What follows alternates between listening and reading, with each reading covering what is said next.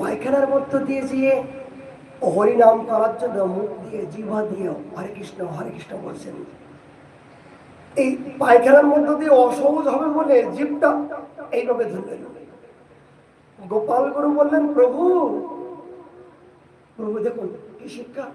প্রভু, এই পায়খানার মধ্য দিয়ে অসহজের মধ্য দিয়ে যদি তোমার মৃত্যু যোগ থাকে, যদি পায়খানার মধ্য দিয়ে তোমার মৃত্যু যোগ থাকে, তাহলে তোমার নাম তো তোমার সঙ্গে গেল না, হরিনাম রূপে এই সম্পত্তি তুমি পেলে না, তাহলে কি হবে? মহাপ্রভু বলেন, কি বললে গোপাল, আজ থেকে তুই আমার গুরু, আজ থেকে তুই আমার গুরু, এই শিক্ষা দিলেন। তাহলে পায়খানার মধ্য দিয়ে যদি হরিনাম করার সংবিধান হয়, তাহলে আমি নিদ্রায় যাবার